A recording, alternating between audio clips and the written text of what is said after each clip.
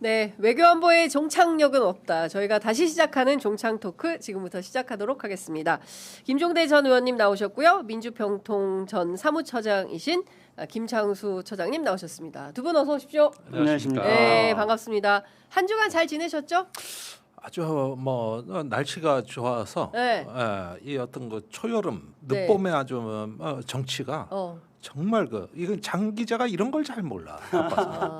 바깥으로도 좀 이렇게 보시고. 예, 그러니까요. 바깥으로 좀 다녀야 되는데 들로산으로. 날씨에 대한 우리가 야외에서 많이 했었는데 옛날에. 맨날 그랬죠, 맞아. 덕수궁이도 갔었고. 덕수궁도 가고. 아니 저희 막걸리도 마시면서 했잖아. 예, 그런 기획을 또 해보도록 하겠습니다. 예, 그러니까요. 지금 봄날의 정취가 너무나 아름다운 것 같아요. 특히 근데 그 날씨 이야기 추억이, 나온 김에 내가 한마디 꼭 해야겠는데. 네. 내가 내 짧은 인생에 날씨를 가지고 축적해 놓은 노하우가 있거든요. 그 뭐냐면은 대충 이제 4월달 되면 좀 따뜻해져요. 네. 그런데 4.19 전까지는 방심하면 안 된다.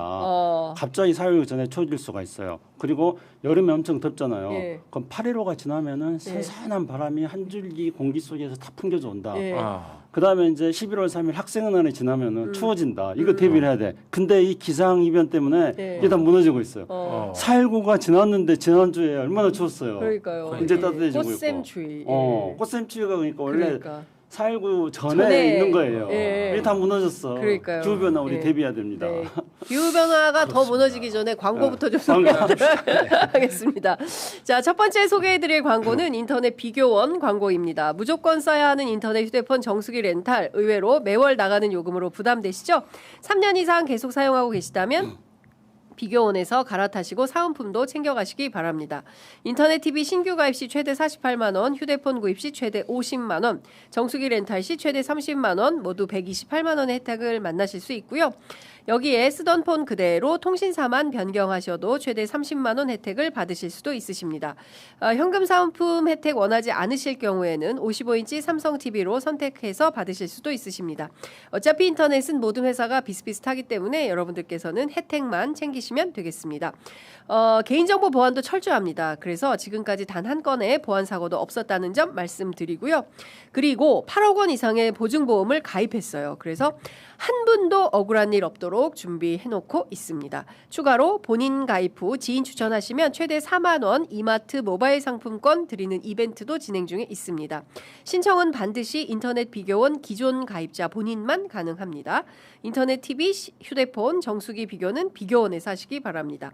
자세한 내용은 1670-2571, 1670-2571를 통해서 상담 받으시거나 더보기 링크 또는 네이버에 비교원을 검색하시고 상담 신청하시면 되겠습니다. 자, 두 번째 소개해드릴 광고는 제가 이 광고를 너무너무 하고 싶었어요. 네, 이 광고 소개해드리도록 하겠습니다. 모두의 창업 광고입니다. 아이디어가 있다면 누구나 모두의 창업이 바로 당신을 응원합니다. 취재 편의점 애청자 여러분 안녕하십니까? 모두의 창업입니다. 창업 어렵다고 느껴지셨나요? 이제 아이디어만 있다면 누구나 시작하실 수 있으십니다. 국가가 창업의 동반자가 되어서 마음껏 창업할 수 있도록 지원하는 모두의 창업 프로젝트. 복잡한 서류 준비 대신에 블로그에 글을 쓰듯 간단하게 신청하실 수 있고요. 선정되시면 창업 활동 자금과 함께 전문 멘토 그리고 자문단의 지원이 이어집니다. 그리고요, 제일 중요한 게 이 대목입니다. 실패해도 괜찮습니다. 네, 도전의 과정에서 얻은 경험이 다시 한번 도전할 수 있는 기회로 이어지도록 끝까지 함께합니다. 중요한 건 완벽한 준비가 아니라 한번 해보자 하는 용기입니다. 5월 15일까지 모두의 창업 홈페이지에 당신의 아이디어를 지원해 보시기 바랍니다. 참여 방법 말씀드리겠습니다. 지금 유튜브 더보기창 그리고 고정 댓글 링크를 클릭해 주시기 바랍니다. 어떻게 김종대 의원님 어떻게 창업 한번 해보실까요? 아이고 예, 좋죠. 네? 뭐 네. 용기를 그 한번 연세에 내봐야지. 한번 용기를 한번. 예, 좋습니다. 그러게. 우리 김창수 김정도 의원하고 동업하려고요. 합시다. 괜찮아. 두 분은 괜찮아요. 동업도 괜찮아. 우리 인공지능 시대 외교안보에 이제 하나의 컨설팅. 이런 야, 기업 너무 좋을 것 하나 같은데. 만들어요. 예. 15일까지 5월 15일까지 블로그에 글 이분들은 사실 걸어다니는 AI예요. 대한민국의 외교안보 관련해서 이분들만큼 전문가들은 없으시기 때문에 그렇죠. 창업 강의를 하러 다니셔야 될 것 같은데 창업을 할 게 아니라 오늘 방송하는 거 보고 평가해 주세요. 네, 여러분들의 평가를 기다리도록 하겠습니다. 백악관의 그 기자단 만찬이 그 힐튼 호텔에서 있었던 모양인데 트럼프가 원래 그런데 잘 안 가는데 이번에 처음 갔죠. 처음 갔어요. 근데 총성이 울렸습니다. 이 사건 어떻게 보셨어요, 김종대 의원님? 아니 일단은 뭐 어쩌면은 그 자기를 공격하던 언론도 초청해가지고 모처럼 화해 자리가 될 수도 있고 네. 여기서 이제 상당히 유화적인 메시지가 나올 걸로 기대했는데 웬걸 자리에 앉자마자 저 사건이 터져가지고 이제 걷잡을 수 없는 또 뒤에 후폭풍 네. 예, 이렇게 해가지고 의도와는 뭐 정반대로 된 거고 저는 뭐 여기에 지금 많은 음모론이 나오고 있는 거 알고 있습니다. 네. 그러나 거기에 말 섞고 싶지는 않지만 그러나 이거 한 가지는 제가 말씀드려야 되는 게 이제 미국 정치가 거의 파국적인 막다른 길에 온 거 아닌가. 예, 제가 그 2021년 1월 6일 의사당 폭동 때 제일 놀란 게 처음에 미국 언론은 다 백인 분노한 노동자가 쳐들어왔다 이랬거든요. 네. 근데 막상 FBI가 수사해서 까보니까 그게 아니라 전직 군인, 교사, 기업체 임원 완전히 고소득 그 전문직들이 쳐들어온 거예요. 이래서 우리가 모르는 미국을 가장 대표하는 중산층 불만이 없을 것 같은 네. 이분들이 극단화됐다는데 어마어마한 충격을 받았는데 네. 이번에 이 범인은 보니까 캘리포니아 공대 석사학위 소유자에다가 네. 이달의 우수한 교사로 선정된 그 온라인 강사고 예. 굉장히 엘리트입니다. 네. 거기가 명문대 공대거든요. 예, 미국 대학은 또 잘하셨어요. 아니 뭐 창수영이 1년간 또 가 있었고 그랬는데 네.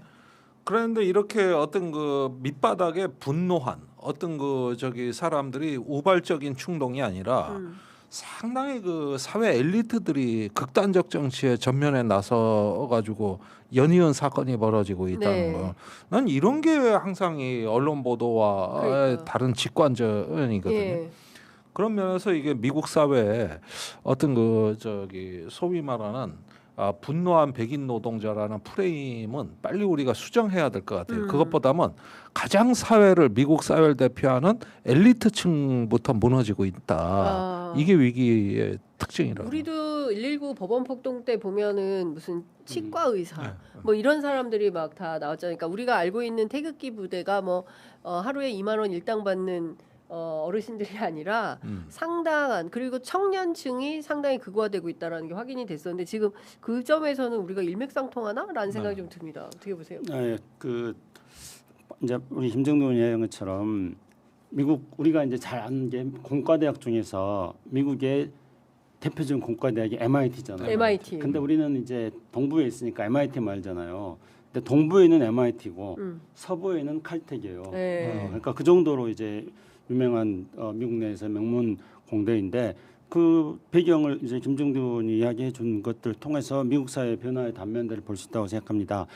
근데 이제 저는 일단 주목하는 게 그 지금 이제 트럼프의 의도가 또 약간 좌절된 거거든요. 근데 트럼프는 그 좌절된 의도를 또 자기한테 유리하게 또 만들어 나가려고 하고 있어요. 그러니까 트럼프 의도가 좌절된 거는 트럼프는 이제 지금 이란 전쟁 때문에 이제 수렁에 빠졌잖아요. 네. 그래서 미국 내 여론이 너무 안 좋으니까 그렇죠. 그동안에는 트럼프는 기자들한테 완전히 저주를 퍼붓잖아요. 맞아요.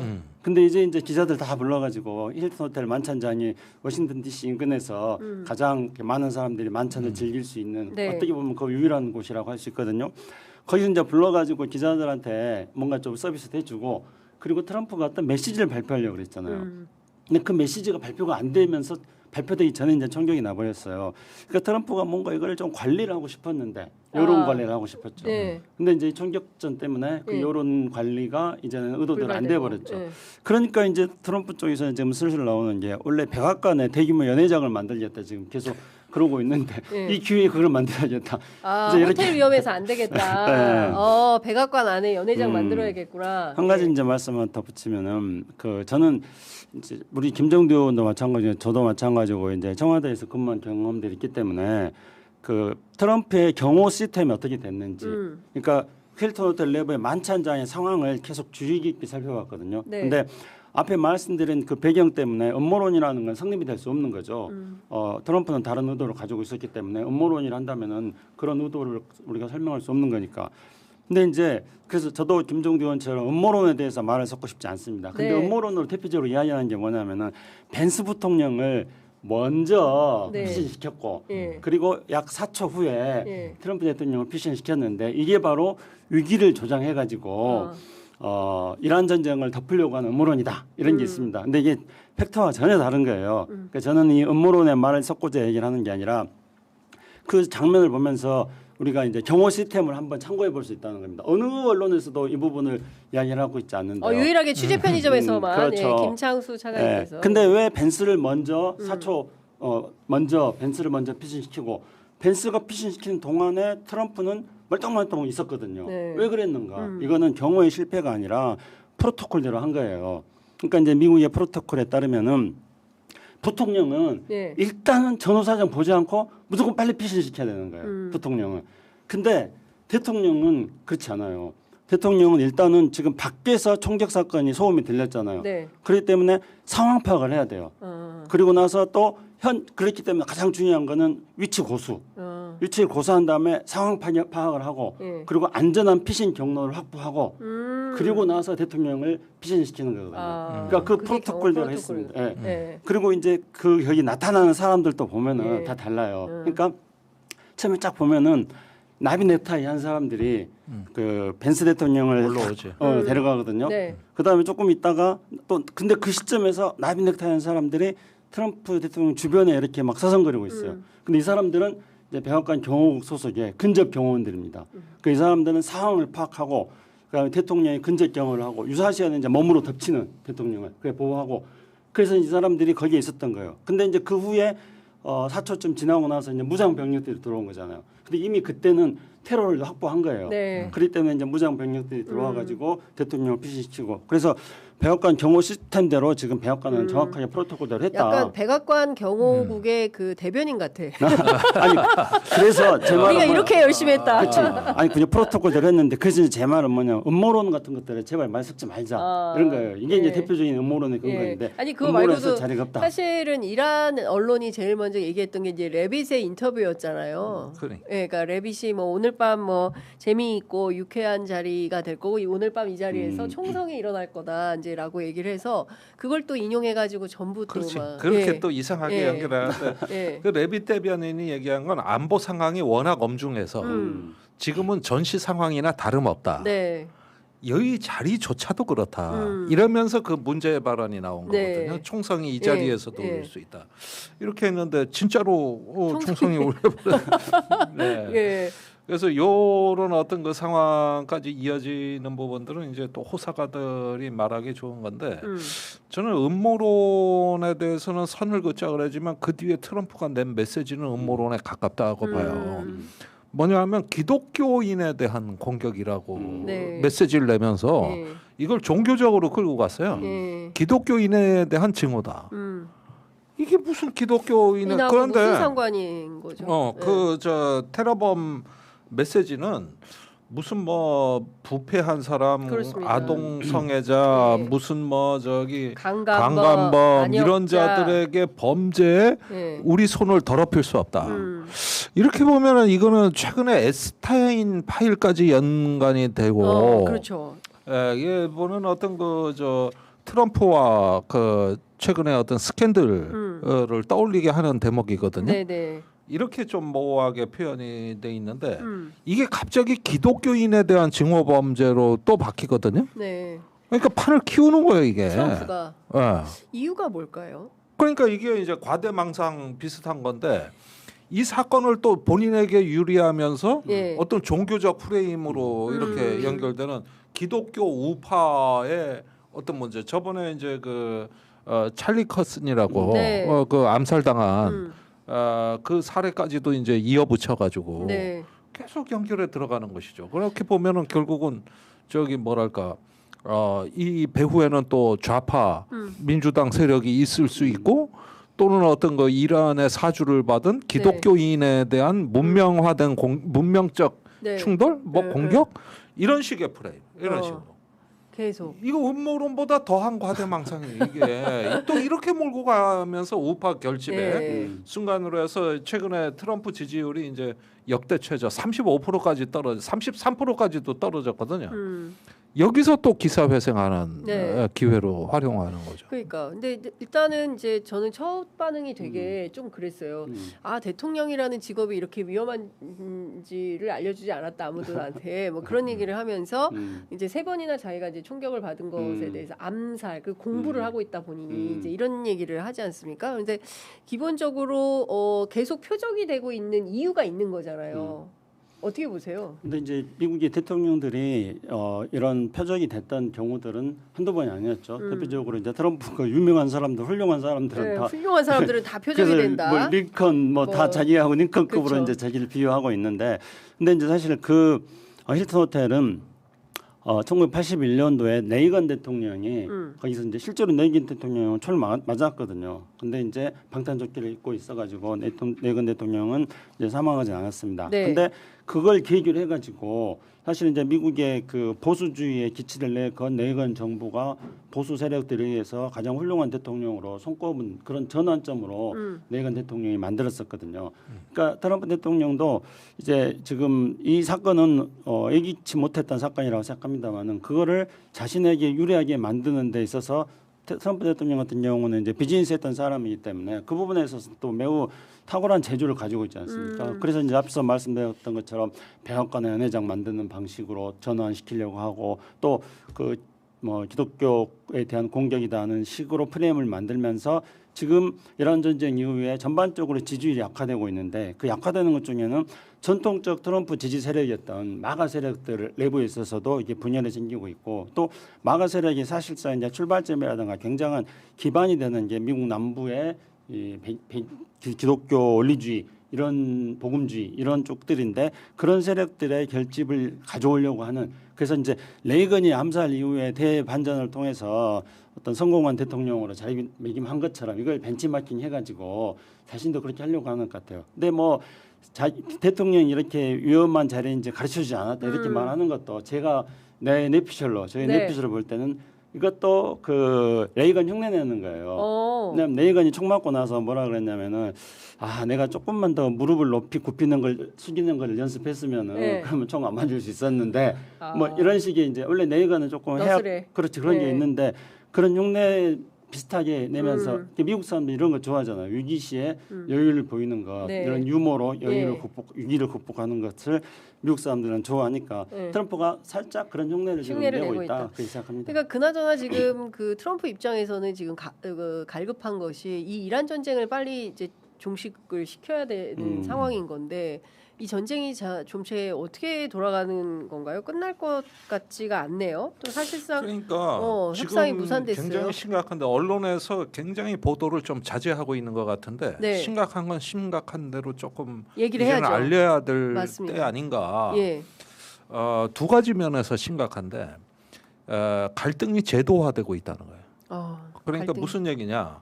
이란의 호르무즈 해협은 이제 이란에서 의회를 통과한 법률로 하고 있다는 거거든. 그러니까요. 예. 그러니까 호르무즈 해협은 이제 의무가 돼 버렸어요. 봉쇄가. 예. 그래가지고 입법화가 되고 그런 다음에 이 해협을 앞으로 어떻게 처리하느냐를 협상의 주된 의제화하면서 마치 세계와 협의해서 무슨 기구를 만들어 가지고 이란이 해협에 대한 관리권을 행사한다. 이제는 이제 제도화 단계로 네. 이게 가버렸다는 거. 단순한 군사 전략을 넘어가지고 영구적 권리로 인식을 하는 단계. 이러니까 풀기가 어려워. 말이 안 되는 거지만. 멀쩡한 바다를 갑자기 이게 파급력이 얼마나 강하냐면 이제 인도네시아도 말라카 해협에서 통행료 받겠다고 나섰습니다. 네?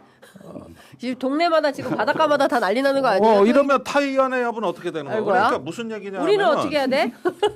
이제 자유항해 시대의 균열이 가고 있는 거거든요. 예.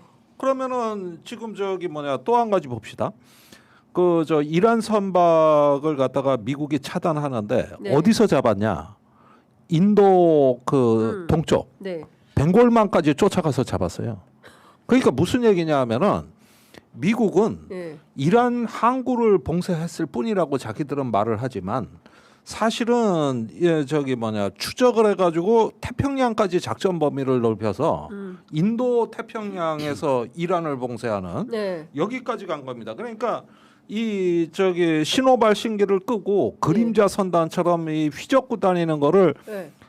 호르무즈 해협에서 잡는 걸로는 안 되니까. 그러니까 이제 인도양 태평양으로 다 나와가지고. 네. 이래가지고 그 많은 항공모함 보내니까 또 그렇게밖에 써먹을 데가 없어가지고 네. 이게 어떻게 됐는가 보니까 우리가 해군을 얘기할 때 두 종류의 해군이 있습니다.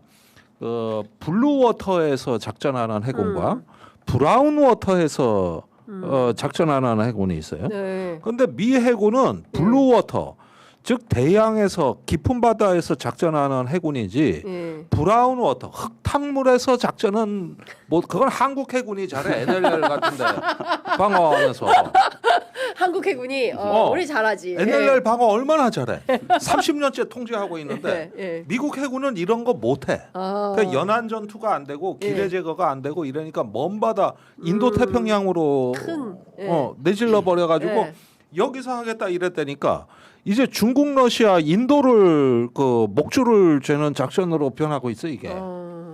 이렇게 확전이 돼가지고 전 세계 항해 자유는 개소리고. 이런 식으로 해가지고 강대국 정치의 큰 판으로 이걸 튀겨버렸다는 거예요. 이런 전쟁이 지금 우리가 나프타 때문에 비닐만 못 사는 줄 알았더니 그게 아니네. 전 세계적으로 이게 바다를 자유롭게 항행할 수 없도록 만들면 이거는 새로운 질서가 또 마련되는 거잖아요. 그래서 이제 이번에 그 이란이 미국과 협상을 하는데 현재 유리한 위치에 서 있다. 이란의 혁명 수비대는 그렇게 판단을 하는 것 같아요. 그거는 우선은 국제 여론이 트럼프 대통령에 대해서 부정적이고 심지어 또 미국 여론조차도 트럼프 대통령에 대해서 굉장히 부정적이니까. 그런데 반면에 이제 이란 입장에서 판단할 때 자기들이 하나의 중요한 카드를 새로 지었다고 생각하는 것은 호르무즈 해협인 거죠. 그래서 호르무즈 해협이 물론 예전부터도 어떤 중요한 길목이라고 판단했지만은 이번에 호르무즈 해협을 이란이 딱 장악함으로써 우리 지금 방금 말씀하신 것처럼 전 세계에 미치는 파급이 너무나 크다는 것을 이란은 알았던 거죠. 그래가지고 지금 이제 이란이 호르무즈 해협을 담보로 해가지고 미국과 협상하는 유일한 위치에 지금 살려고 하는 거죠. 그래서 지금 이제 이란 쪽에서 이번에 이제 이란 외무장관이 계속 파키스탄도 가고 뭐 러시아도 가고 막 그렇게 하면서 아직 확인된 건 아니지만은 이제 대체적으로 추정을 하는 거는 이란이 지금 이 협상 조건으로 종전 조건으로 내세우는 게 우리 김정대 의원이 이야기한 것처럼 호르무즈 해협에 대한 국제적 통항 질서를 만드는 거. 이미 이제 자기네들 내부에는 법제화했으니까 이번에 이제 국제적 통항 질서를 만들겠다는 거죠. 그런데 이거 사실은 굉장히 이제 잘 봐야 되는데요. 그러니까 국제적 통항 질서를 만들면은 만에 하나 트럼프도 계속 지금 호르무즈를 미국의 관리권에 두겠다. 이란하고 공동 관리하겠다 그러잖아요. 그러면은 이 첫 번째 조건을 내세우는 게 지금 항행의 자유라는 국제 해상 무역의 원칙이 지금 바뀌는 시점으로 가는데 그거를 보통 이제 운하하고는 다르지 않습니까? 운하라는 거는 스웨즈 운하도 그렇고 파나마 운하도 그렇고 그 원래 바다가 아니고 통행로가 아니었던 곳을 그거를 만든 거잖아요. 그러니까 투자 비용이 있고 그래서 이제 그걸 관리하는 나라들이 통항료도 받고 이러는 겁니다. 근데 해협이라는 거는 국제적인 어떤 공유 수역이거든요. 근데 여기에 이제 통행 질서에 대한 통행 질서를 이 위험한 곳이니까 통행 질서를 바로 잡는다는 명목으로 나중에 미국과 이란이 이 문부를 가지고 타협하면 트럼프 입장에서는 공동 관리하자. 같이 호르무즈 해협에 대한 일종의 그 통항 시스템을 만들어서 미국도 거기서 이제 돈을 받겠다. 이런 상황으로 또 변화될 수 있는 가능성도 있고요.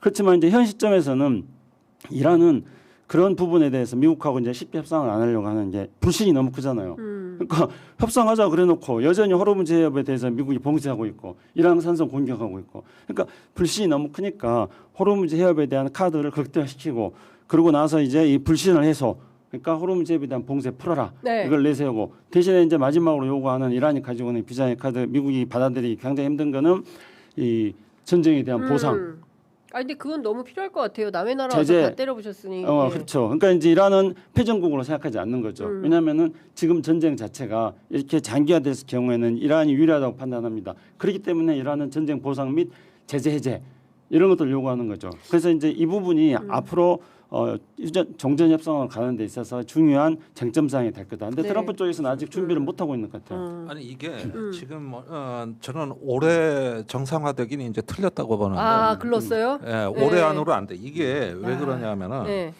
지금 이 문제를 푸는 방법은 미국이 이란 항구에 대한 봉쇄를 풀어주고 이란이 협상장으로 나오는 요런 어떤 그 순서밖에 없는 겁니다. 그러니까 파키스탄에서 이란 협상당이 나 안 해 하고 가버렸잖아요. 네. 그 이유가 미국이 이 와중에 봉쇄하고 있다 이거예요. 그렇죠. 그래가지고 납포했다는 거예요. 네. 이 이란에 왔다 갔다 하는. 예. 이건 전쟁 행위거든요. 그러니까 이렇게 하면서 협상을 하자 그러는 거는 저 도저히 응할 수가 없다. 이러면서 이란 혁명 수비대가 완전히 목소리를 세게 높인 게 이 건 때문에. 네. 그러면은 지금이라도 협상이 가능하려면은 네. 일단은 미국이 먼저 봉쇄를 풀어줘야 됩니다. 그래야 일단 협상장으로 나오거든요. 네. 자 그런데 이게 지금 어떻게 됐냐면은 트럼프는 조여 붙이니까 네. 이란이 아파하고 있네. 이러면서 일종의 어떤 그 세디스트 그러니까 계속 그렇지. 또 압박을 가하는 고통을 가해서 내가 네. 권력을 행사한다는 그래서 뇌에서 도파민이 용출하기 시작했다 하는 거예요. 네. 그래서 멈추질 못해요. 멈추지를 못하는 상황이고. 그럼 어떻게 해요? 거기에다가 저기 뭐랄까 그 트럼프 주위의 아첨꾼들이 또 기가 막힌 논리를 트럼프한테 주사를 놨는데 네. 하루에 석유가 500만 배럴씩 팔리고 있습니다. 지금 거기에다가 좋은 가격으로. 네. 그리고 미국으로 전 세계 유조선이 몰려들어 가지고 그 파나마 운하 같은 데로 아주 버글버글해. 전 세계에서 장사는 장사대로 해먹는 상황인 거죠. 거기에다가 아들들이 와서 그러니까. 아버지 나 돈 벌었어요.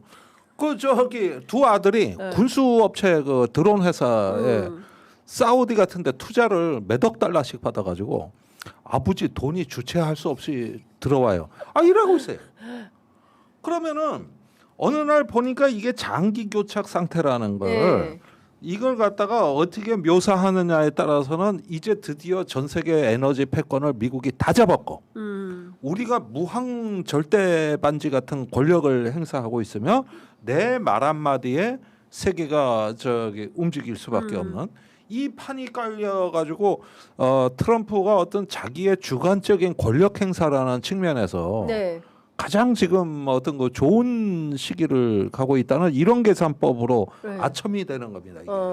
이게. 야 그러면은 지금 상황에서 그 이 전쟁은 끝날 길이 없고 애지간히 멈추질 못하는 거죠. 그러니까 지금 당장 끝날 상황은 아니고 그런데 이것 때문에 전 세계는 지금 고통받고 있고 특히 유럽과 아시아가 아주 죽을 맛이고 아니 그것도 얘기를 했는데 네. 트럼프가 가장 최근 발언만 보더라도 이 회어 봉쇄가 이제 길어지면서 유가나 이런 것들에 대해 가지고 트럼프가 한 정확한 얘기는 이거예요. 이제 유럽과 아시아가 공짜 시대는 끝났다는 거예요. 네? 그러니까 지금 유가가 이래 올라간 거는 니네도 돼. 니들이 이 전쟁을 안 도와준 자업자득인 거고 네. 지금까지 공짜로 통행을 하면서 저 자유무역을 하고 석유를 수입해온 시대는 끝났다고 얘기를 했다고. 갑자기 이건 화가 트럼프가 막 실제 한 얘기란 말이에요. 이게. 갑자기 화가 막 날라고. 그러니까 이 이야기는 이란을 아프게 한다는 측면도 있지만 네. 유럽과 아시아 동맹국을 이 기회를 통해 가지고 바싹 조여붙이겠다는 의중도 내비친 겁니다. 이제 니네 우리 말 내 말 안 들으면 재미없어 국물도 없어 이 말을 한 거다. 그렇죠. 네. 그런데 이제 그렇기 때문에 이 협상이 쉬워 보이지는 않는데 제가 볼 때에는 지금 파키스탄이 협상의 중재자로서 역할을 하고 있는데 네. 이건 저의 이제 뇌피셜입니다만은 파키스탄이 협상의 중재자로서 어떤 파워나 또는 지위가 충분치 못한 점이 있다고 생각합니다. 그래서 원래 이제 지금 우리가 한국 전쟁 같은 경우에도 지금 현재 이란 전쟁이 막바지에 막 대혼란으로 빠져 들어가는 거는 협상에서 서로 간에 유리한 위치에 차지를 하고자 그런 거잖아요. 네. 근데 한국 전쟁 같은 경우에도 막바지에 뭐 고지전이 우리가 이제 잘 아는 엄청 많이 진행되지 않았습니까? 네. 거기는 이제 전선이 고착되는 지점에서 최종적으로 이제 휴전선을 정하려고 하는 거기 때문에 서로 더 많이 차지하려고 한국 전쟁 전 기간보다도 고지전하는 기간 동안 더 많은 인명 피해가 났었거든요. 그렇듯이 이제 근데 그런 식으로 한국 전쟁 막바지에 막 고지전을 통해서 엄청난 치열한 전투가 벌어졌을 때 이거를 중재한 거는 결국은 이제 유엔이었거든요. 그 당시에는. 그런데 지금 같은 경우에는 유엔도 사실은 지금도 이제 유엔은 사실상 존재감이요. 그렇죠. 아무것도 없지. 이 전쟁 과정에서 아무 역할을 못 하잖아요. 그러니까. 그래서 저는 중국과 러시아의 중재자로서의 역할이 필요하다. 지금 이제 중국이 조금 그런 역할을 하고 있고 이란 내무장관이 이제 러시아 간 거는 네. 러시아의 어떤 중재자로서의 역할을 좀 요청한 측면도 있을 거다고 짐작을 해봅니다. 근데 중국 같은 경우가 이 전쟁이 길어질 경우에 중국에게도 결코 이제 유리하지 않는데 그 트럼프가 그랬지 않습니까? 이란에서부터 오는 석유라든가 천연가스가 호르무즈 막으면은 중국도 피해를 보니까 그러니까 중국은 미국 석유 사라 지금 이러는 거거든요. 네네. 근데 실제로 이제 베네수엘라의 세계 최대 매장국이라고 우리가 알려졌던 그 베네수엘라에서 중국으로 가는 네. 원유 수출이 지금 차단돼 있는 거고, 그다음에 이란에서 지금 가는 것도 이제 호르무즈 봉쇄로 인해서, 그러니까 호르무즈를 원래는 이제 이란이 호르무즈 봉쇄 카드를 썼는데 미국이 역봉쇄를 하면서 네. 그러면서 이제 호르무즈 통항에 대한 일정한 권한을 또 미국이 가지니까 중국 상선들이 중국 유조선들이 호르무즈를 통과하는 것에 대해서는 이란은 허용을 해줬었잖아요. 네. 근데 미국은 이제 그것들 허용을 안 하니까. 중국은 또 안 되고. 그렇죠. 네. 그렇기 때문에 이제 중국이라든가 러시아 같은 경우가 자신 내부의 필요성이라든가 또는 이 기회에 또 국제 질서에 대해서 중요한 행위자로서 부각되는, 그러면서 이제 자신의 역할을 높이고자 하는 내적인 필요성 때문에 중국과 러시아가 뭔가 협상의 중재자로서 본격적으로 무대에 등장해야 되지 않을까. 그 정도 상황이 되지 않는다면은 현재 구조 속에서는 네. 굉장히 쉽게 전망하기 어려운 그런 상황입니다. 근데 지금 종합을 해보면 그 트럼프는 나름대로 자식들 돈 벌어 좋고 자기 국제적으로 내 말 안 들으면 니네들 다 죽어 이렇게 해서 위상이 높아지는 것에 대해서 기뻐하고 그 이란 입장에서도 뭐 전쟁 배상금이라도 뭐가 됐든 받아야 되고 또 호르무즈 핵보다는 호르무즈네 이게 확인이 된 상황인 거고 난리가 났는데 중간에서 우리는 죽겠는데 지금 댓글창에도 기름값 어떻게 되는 거냐 그러면 이제 앞으로 기름값은 계속 고유가 시대를 우리가 살 수밖에 없는 거 아니냐, 이 문제가 해결이 안 되면 이런 걱정들을 하고 계시는 거예요. 생존의 문제. 그러니까 네. 지금 정부가 대놓고 얘기는 못해도 조용하게 비상대책을 설계해야 된다. 이게 원자재 공급망이 이렇게 흔들릴 수 있다는 거는 70년대 석유 파동 이후로 처음 있는 일이에요. 네. 근데 이 그동안 기후 위기다, 에너지 공급망이다 그렇게 얘기할 때도 우리가 중동에 대한 석유 의존도를 줄이질 않았던 겁니다. 그렇죠. 그리고 대체 재생에너지도 그다지 뭐 성과를 못 냈고, 반면에 중국이 잘 버티는 거는 에너지 다변화하고 재생에너지 잘해서 잘 네. 버티는 거고. 중국이 태양광 그래서 뭐 이런 중국이 거. 지금 더 뜨는 거예요. 그러니까 장기 단기 대책을 나눠서 봤을 때는 우선은 수급 대책에 대한 어떤 비상 계획은 지금부터 준비를 해야 됩니다. 네. 그다음에 장기 계획은 구조적 전환까지도 구조적 전환. 네. 이제 이런 것까지도 해서 에너지 어떤 그 포트폴리오 자체를 바꾸는 여기까지 가져야 되는 거예요. 이거를 지금 늦추면 늦출수록 우리는 위기에 취약한 국가가 되는 거거든요. 예. 그리고 기름값이나 이제 원자재 부분을 좀 보기로 하면은 지금 호르무즈에서는 양측의 교착 상태를 에 대한 어느 나라도 출구 전략이 없어요. 저 뭐 미국이 출구 전략 내놓은 것도 없고 중국, 네. 러시아도 네. 지금 여기에 뛰어들어 가지고 출구 전략을 내놓을 수 있는 형편이 안 되고 이란은 자기 목숨이 걸린 거기 때문에 안 돼요. 그러니까 이 상황에서는 어느 나라 국가도 지금 출구 전략을 못 낸다. 그럼 어떻게 해야 되느냐? 이제 여기서 이제 바야흐로 새로운 국제 질서가 탄생하는 건데 이제 중견국들끼리 모이는 겁니다. 그래가지고 지금 뭐 영국, 프랑스도 뭐 국제 회의도 하고 있고 40개국이 들어가고 우리도 들어가고 네. 우리는 지금 그 와중에 또 하나는 인도, 베트남 다니고 이란에 특사 보내면서 이 그러니까요. 우리 생존 공간을 어쨌든 만들려고 노력하고 있지 않습니까? 예. 근데 우리 혼자 해서 되는 건 아니고 이런 노력들이 국제적으로 해서 이제 더는 못 참겠다. 이제 우리 다 죽는다 이러다가 우리 다 죽어. 오징어 게임이야. 이렇게 해가지고 트럼프의 폭주를 막아내는 방향으로 이 힘이 가야 되는데 예. 이러려면은 전 세계가 이제 한 가지 약속을 해야 돼요. 어떤 약속을 해야 됩니까? 이 트럼프에 대한 아부 아첨 외교를 우리 여기서 이제 중단하자. 우리가 트럼프를 괴물로 만들었다. 예? 닭가이치 사나이가 안 할 것 같은데. 이게 뭐냐 하면은 1939년에 영국의 챔벌린 수상이 저기 히틀러를 찾아가 가지고 네. 미넨 협정이란 걸 맺어 가지고 돌아와서 여기에 유럽의 평화가 달성됐습니다 하고 온갖 아부 외교를 다 했어. 저기 유럽 국가들이 트럼프 그거 저기 달래려고. 그게 트럼프를 괴물로 만들어 가지고 세계 대전으로 갔단 말이야. 지금 트럼프가 왜 저 모양 저 꼴로 됐느냐? 전 세계 정상들이 트럼프 찾아가서 아부 아첨 외교하면서 노벨 평화상까지 갖다 바쳤다고. 그 메달까지. 네. 이러니까 자기 마음대로 되는 줄 알다가 트럼프를 괴물로 만드는 건데 일단은 말이죠. 이 전 세계가 이제 트럼프 너는 우리가 끝낼 수 있다는 이제 심각한 메시지가 가줘야 이게. 근데 누가 깃발을 들까요? 몰라요 그거. 누가 깃발을 들어야 따라갈 텐데 영국일까요? 프랑스일까요? 독일일까요? 누가 들까요? 그런데 지금 이제 트럼프가 생각할 때는 이 작년에 국가안보 보고서에서도 이 유럽은 이미 사멸하는 문명이다. 그렇게 이제 국가안보 보고서도 규정을 하고 있기 때문에 유럽의 몇몇 국가들이 트럼프에 대해서 어떤 저항을 한달까 깃발 드는 것에 대해서는 제가 볼 때는 눈 하나 까딱하지 않을 것 같아요. 트럼프는. 네. 근데 우리나라 같은 데가 오히려 굉장히 중요한 역할을 할 수가 있는 거죠. 우리나라가요? 네. 왜냐하면은 이재명 대통령이 이재명 대통령과 대한민국이. 예. 그러니까 우리나라는 왜 그러냐면은 이제 우리가 아직도 잘 모르는데 이제 조금씩 느끼고 있는데 한국은 이제 이미 엄청난 선진국이 돼 있어요. 그리고 다른 것보다도 한국이 가지고 있는 굉장히 큰 장점은 우리 제조업 기반이 튼튼하다는 거. 네. 지금 이제 막 제조업 난리잖아요. 근데 한국이 제조업 기반이 튼튼하고 뭐 반도체 생산 능력을 포함한 한국의 경제적 능력이 세계 10위권에 들어 있는지 이미 조금 됐었고요. 거기 플러스 이제 중요한 거는 이런 게 하드웨어적인 걸 한다면 소프트웨어 차원에서 한국이 문화 강국이잖아요. 그렇죠. 그러니까 전 세계인들이 한국에 대해서 부러워하고 한국을 가고 싶어하고 맞아요. 다 이렇게 하거든요. 네. 그러면 이제 옛날에 미국에서 이야기한 조셉 나이라는 유명한 미국의 전략가가 소프트 파워 이야기를 했는데 한국은 하드 파워도 가지고 있고 한국은 소프트 파워도 가지고 있는 나라인 거죠. 예.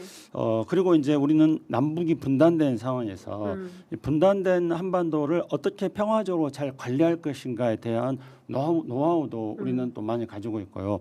그리고 우리는 또 뭐 다른 나라를 이렇게 막 물리적으로 군사적으로 침략한다거나 압박한다거나 그러지 않았기 때문에 우리는 어떤 하드 파워와 소프트 파워를 바탕으로 한 문화를 선도하는 그런 나라로 우리는 이제 앞으로 저는 발전해 나가야 된다고 생각합니다. 그래서 김중대 의원이 이야기한 것처럼 유럽의 어느 나라들이 살 수 없는 일들 그것들을 저는 우리나라가 할 수 있다고 생각하고 이미 아주 그 맹화적인 것입니다마는 이제 이란의 특사를 파견한달까 또는 호르무즈 정상회담에 참여한달까 이런 것들 통해서 과거와는 다르게 우리가 조금씩 국제적인 역할을 하고 있거든요. 과거에는 우리 의견은 어떤 거였냐면 한반도는 분단되어 있습니다. 우리 분단을 극복하기 위해서 전 세계 여러분 관심 가지십시오. 도와주십시오. 이게 한국 의견이었어요. 근데 이제는 완전히 지금 한국 의견가 달라지고 있기 때문에 그리고 지금 이재명 대통령에 대한 지지율도 굉장히 높고 그래서 이런 것들을 바탕으로 해서 이 실타래처럼 막 꼬여 있는 것들을 한국이 전면적으로 해법을 제시하자는 건 아닙니다.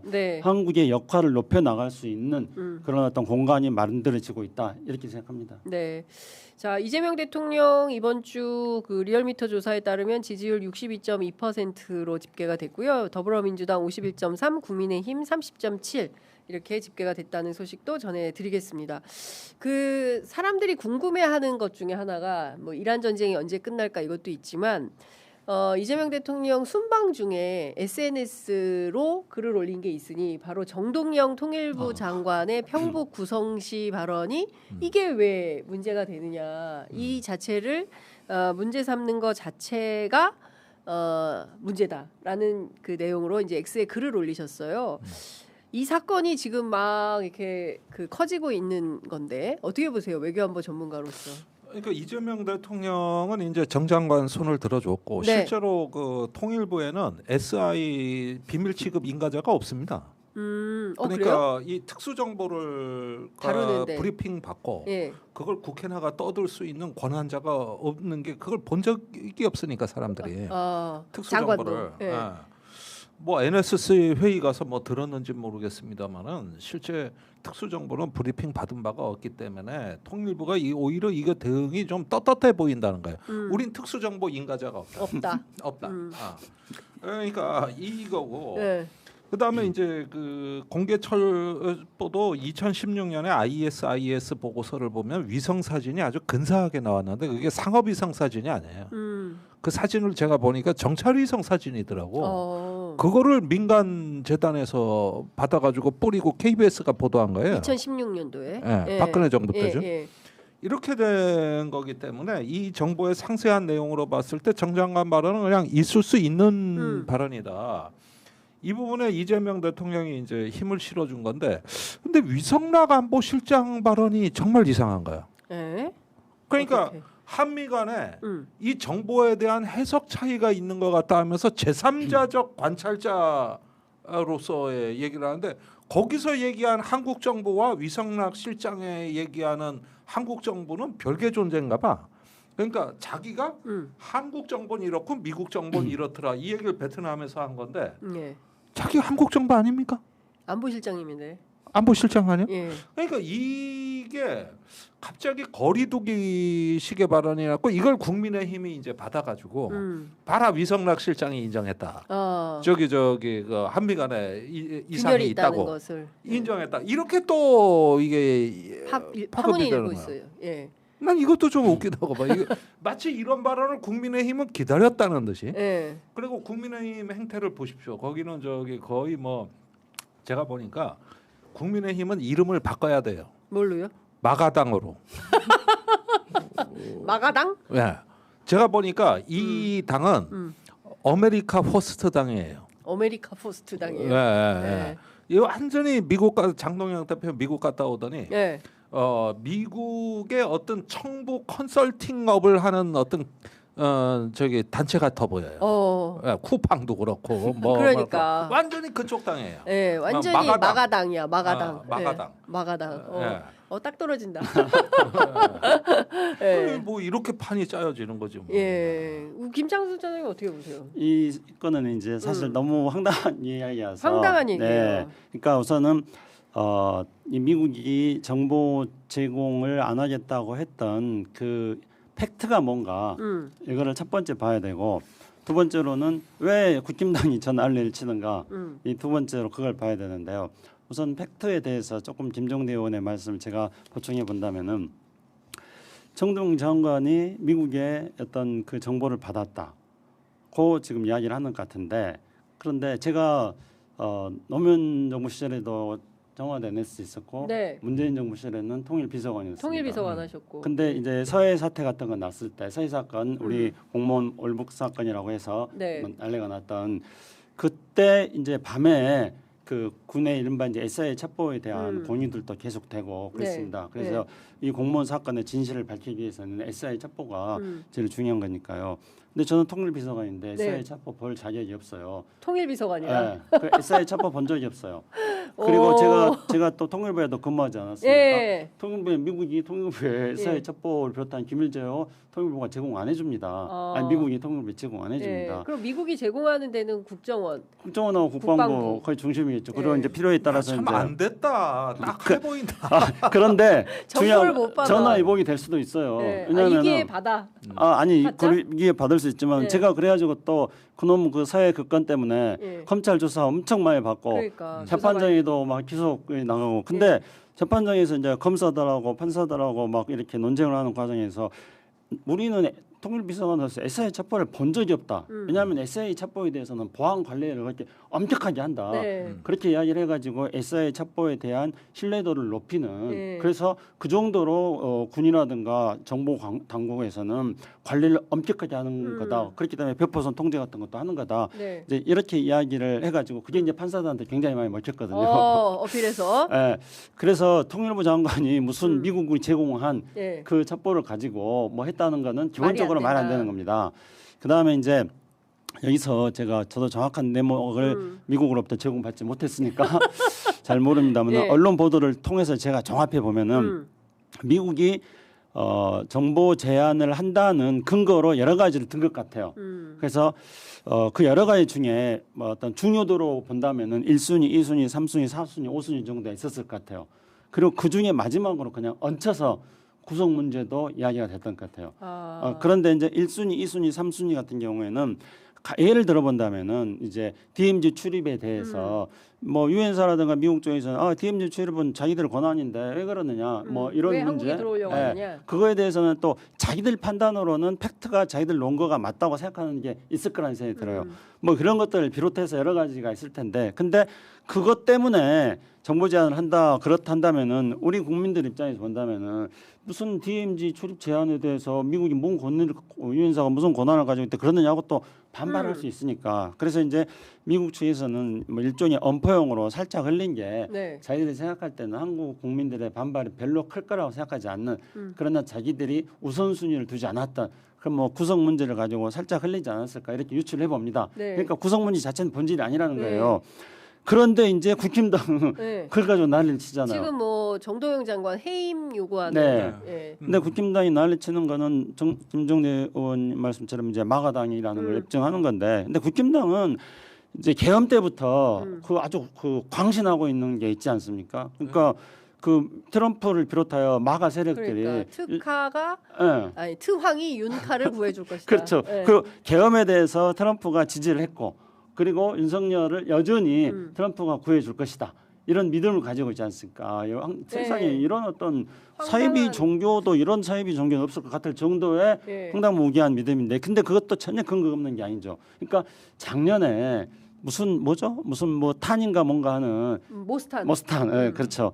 트럼프 일기 때 뭐 국제 무슨 협력 대사인지 뭔지 했던 사람이 와가지고 그가 이제 통로가 돼가지고 우리 그 무슨 뭐 구구 세력들하고 뭐 전환기 뭐 이런 사람들하고 전부 네트워크가 있잖아요. 네네. 그러니까 이런 네트워크에 대한 과잉 신뢰 이런 것들을 가지고 실제로 이제 자기 뇌 구조가 바뀌어가지고 트럼프가 정말로 도와줄 거다고 착각을 하고 있고 그래 지금 국힘당은 거기에 우준하고 있기 때문에 이거를 가지고 미국을 불쾌하게 만들었고 미국을 기분 나쁘게 만든 정동영을 계속 공격을 하면은 그 마가 세력들이 자기들을 도와줄 거다 이런 상당무계한 지금 착각에 빠져 있기 때문에 지금 계속 이 말도 안 되는 구성을 가지고 국힘당은 계속 키우고 있는 거라고 생각합니다. 근데 그 얘기를 선거용이다. 국민의힘이 돌파할 수 있는 아무것도 없기 때문에 정동영 장관을 공격해서 색깔론으로 다시 한번 지방선거를 돌파하려고 하는 거다라는 분석이 이제 정치권에 있는데 고개를 끄덕으셨어요. 그거밖에 없어요? 그거는 이번에 장동혁 대표가 열흘이나 되는 그 미국 체류 일정에서 답이 나온 거거든요. 예. 도대체 미국에서 그 전화 한 통 기다리느라고 그 잠이나 제대로 잤나 모르겠어. 그 전화 기다리느라고. 그 공항에서 그 수속 다 밟았으면은 이제 타기만 하면 되거든요. 그러니까요. 그런데 그 전화를 받고 왔다는 거는 하루 종일 전화만 보고 있었다는 얘기예요. 하루 종일 언제쯤 전화 오나. 사진도 찍은 것 같은데. 사진. 그러니까 이것만 기다리고 있었다는 얘기가 되는 그 길로 돌아갔다는 거 아닙니까? 그리고 사흘 더 있었잖아요. 그렇죠. 자, 그러니까 이 그 한미 간의 어떤 그 이런 극우 연대라는 것이 일종의 어떤 노아의 방주처럼 비춰진다. 노아의 방주? 노아의 방주. 어떻게든 올라탈 수 있는 어떤 그 구명줄. 구명선. 거기에다가 저기 장동혁 대표가 장로예요. 그러니까 저기 그때 트럼프가 메시지로 예수 퍼포먼스를 했잖아요. 거기가 예수면 나는 베드로라도 되든 아니면 유다라도 만찬장에 가서 거기가 예수면 내가 베드로급은 된다. 베드로라도 그래서 참신하네. 이 순환 받는 한국으로 되돌아가는 이렇게 어떤 거 되는 측면도 있는 거고 또 마침 기독교고 네. 이런 부분도 있는 거 아니겠습니까? 아니 근데 다 떠나서 그건 너무 망신 아니에요? 너무 충격이었어요. 저는 그 뒤통수가 세상에 아니 그리고 그런 적은 나는 없잖아요. 공공외교 야당에 담당 차관이 있다는 것도 처음 알았네.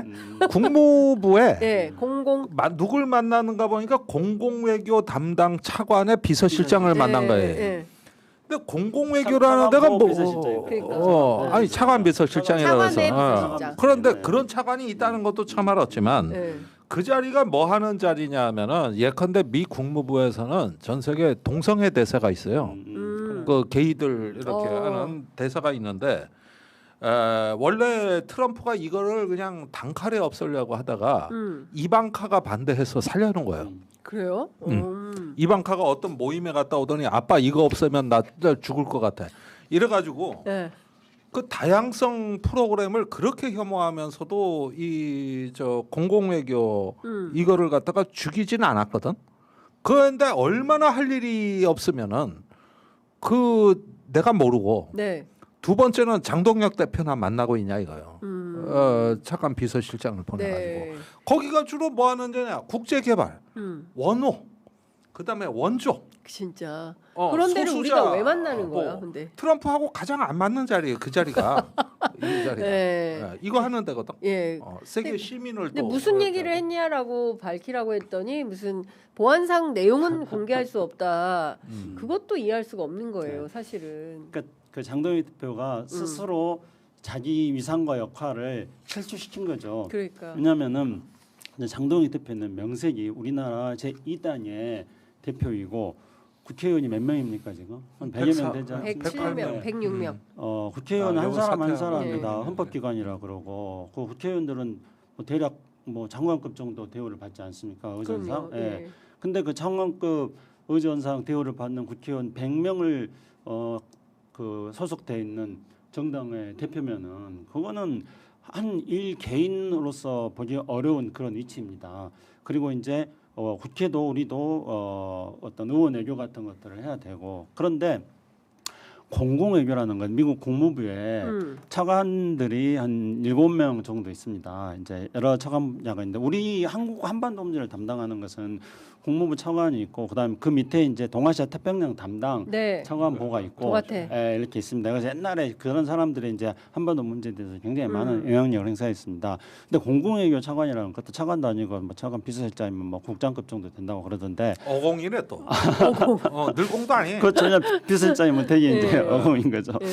그런데 이게 이제 공공외교라는 개념이 뭐냐면은 그 정부가 다른 나라의 정부가 아닌 다른 나라의 비정부 민간들을 상대로 해서 자기 나라의 정책을 홍보하고 설명하는 그런 역할을 하는 거거든요. 그러니까 다시 말하면은 정책 결정을 하는 한반도 문제에 대해서 정책 결정을 하는 그 부서가 아니고 그리고 자기네들의 그 정책에 대해서 우리나라의 당국이라든가 적어도 국회의원 100명이 속해 있는 정당의 대표하고 협의할 수 있는 그런 조직도 아닌 거예요. 그러니까 이제 장동혁 대표는 스스로 위치를 우리나라의 NGO급으로 스스로 100명의 국회의원들을 모욕한 거죠. 국힘당 의원들을 모욕한 거죠. 그리고 그 공공외교 차관은 우리 김종대 의원 같은 사람, 저 같은 사람, 우리 장윤선 기자 같은 사람, 그 사람 만나야 돼요. 우리 미국 가면은 공공외교 차관 만나자. 우리 여기 지금 장윤선의 취재 편의점이 한국에서 여론 형성이 얼마나 큰 영향을 미치는 줄 아느냐. 그 너희들의 정책을 우리한테 설명해 주면은 우리가 한국에 가가지고 장윤선의 취재 편의점에서 김종대 의원 팔로워가 몇 명인 줄 아느냐. 이렇게 해서 하면은 효과 크다. 그렇게 해서 만나는 사람이니까요. 그런 사람 만난 거예요. 네, 그러니까 얘기를 못 하는 것 같아요. 그러니까 창피해서 언급을 못 하는 수준이다라는 생각이 좀 듭니다. 11시 지나고 있어서 이제 마무리를 해야 되는데요. 그래도 이거는 좀 여쭤봐야 될 것 같아요. 전작권 이슈가 다시 또 이제 뜨겁게 달아오르고 있는데 뭐 그 김병주 의원 같은 분은 그 오늘 당장 가져와도 아무 문제가 되지 않는다. 이제 이런 얘기를 하기도 합니다. 어떻게 보세요? 사실 두 분이야말로 이 전자권 전환의 산 증인들이세요. 왜냐하면 노무현 20년 정부 넘게 그러니까 노무현 정부 때 전자권 전환과 관련해서 가장 뜨겁게 현장에서 있으셨던 두 청와대 인사십니다. 예. 근데 이번에 이제 브런슨 한미연합사령관이 2029년 1분기에 그 전환할 수 있다 이렇게 시기를 갖다가 처음 제시한다. 이게 늦어도 그렇게 할 수 있다. 그런데 이게 우리 정부를 발끈하게 한 거죠. 이것도 이제 그러니까 요즘 한미 관계가 제가 보니 제대로 돌아가는 데가 없어요. 이것도 그런 사례예요. 네. 우리는 이미 저기 뭐랄까 우리 한국군의 초기 대응 능력은 전환을 지금 해도 네. 문제가 없는 걸로 평가가 끝났고 그다음에 이제 그 최종 임무 수행 능력도 곧 평가가 끝난다고 돼 있고 네. 그러면 나머지는 이제 주관적인 평가만 남은 것이지 한국군은 세계 5위 군사력으로 손색이 없다. 네. 전시 작전권은 가져올 그 27년에는 가져올 수 있어야 한다. 이런 입장인데 이제 연합사령관이 29년 이렇게 내질러 버렸단 말이에요. 그래서 요 문제는 제가 보기엔 그래요. 미국은 줄 생각이 없는 거예요. 미국은 왜? 예, 전환할 생각이 없는 거. 아니 한국 정부 전환하는데 시간 자꾸 끌어. 그러면 2029년이면은 저기 뭡니까 이제 저 트럼프 대통령 이제 임기 끝나는 1월에 끝난다고. 예. 그러니까 그때 나 몰라 하고 가면 되는 거예요. 안 주고. 야, 진짜... 그러면 다음 정부하고 해라. 네. 이래도 되는 거거든. 그러면 처음부터 다시 또 이렇게 될 거 아니겠습니까? 그러니까 맨날 악순환이.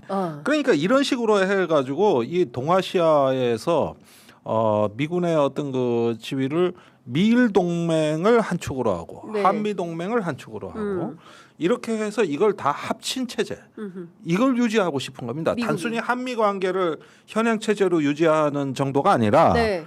대만과의 관계, 일본과의 관계, 필리핀과의 관계, 네. 그 다음에 한국과의 관계를 통합 패키지로 보는 미국식 전략 개념에 어떤 그 위해를 가하지 마라. 이현 체제, 네. 이런 거예요. 근데 이해가 안 가는 게 미국에서 또 핵잠은 또 우리한테 기술을 준다는. 아니 그거 공연불입니다. 그거 작년에 말해놓고 지금까지 아무 진전도 없어요. 하나도 없습니다. 하나도.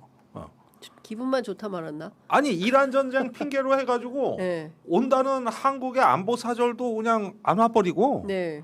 그다음에 노력하고 있다가 우리가 받은 답변의 전부예요. 근데 노력이라는 게 법이 수백 개가 있고 네. 의회 설득해야 되고 이런 노력을 다 합쳐서 말하는 건데 지금 저기 바쁘대.